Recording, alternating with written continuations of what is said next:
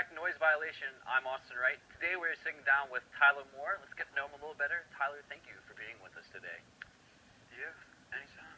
Excellent pleasure having you here. Now, so how did you get involved with the music that you're currently playing?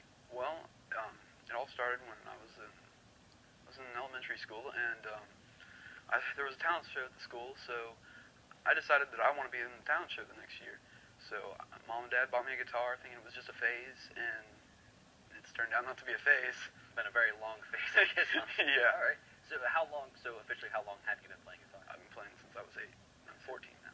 So about 6 years or so? 6, 7 years. And I see you have a beautiful 12-string and also a really nice 6-string. How many, do you have any other guitars? Or? Yeah, I have 11 guitars. You have 11 total guitars? 11 total guitars.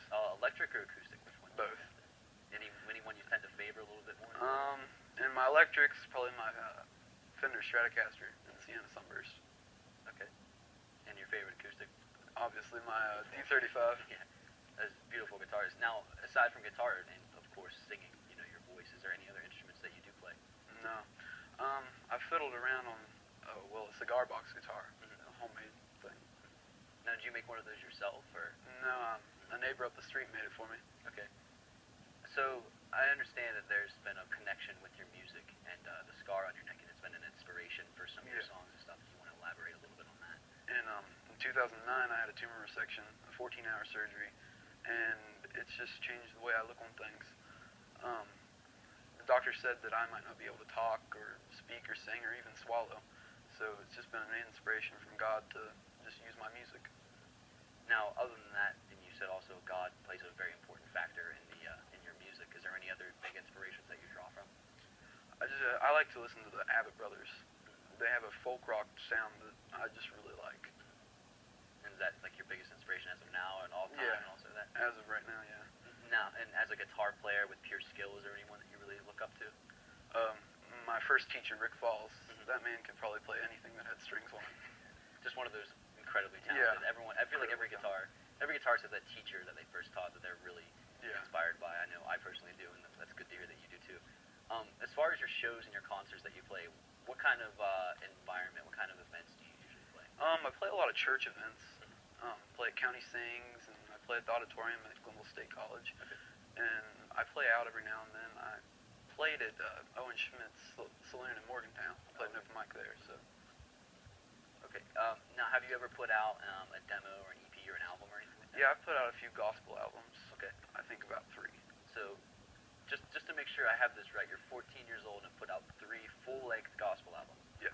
That's incredible, man. I got to give it to you. That's pretty praiseworthy, I got to say. No pun intended on the word praise. But other than albums, is there anything that you would like to see yourself in the future? Where do you want to take? Where do you want your music to take you? I guess. If I could take music all the way to the top, that would be the best thing. Is there any certain thing that's the top view, any milestone that if you reach it, you could say, "This is it. I made it." Playing and making a living out of music. Okay. I mean, that's a reachable goal. Yeah. So that's good to know.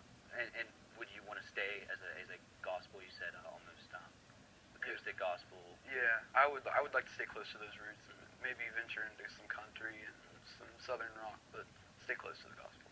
Other than that, is there any other type of genres that you really like to listen to or play? I listen to just about everything and play just about everything. It just depends on where I'm at is what I play. So, aside from your teacher, you said that he's like your biggest role model. Is there any other huge role models out there that like you said you play like blues and country and stuff like that, like there's Stevie Ray Vaughan and Jimi Hendrix, like, a lot of people tend to look up to them. Is there anyone out there that you just consider the greatest? John Frusciante. I've looked up to him for a while. He's excellent. And so, other than him, that's really just John Frusciante?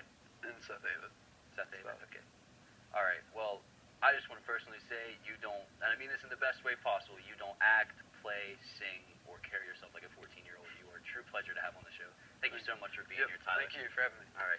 When we come back, we're going to have more of Tyler Moore coming up right after this, so stick around in Noise Violation here on WLUTV 14.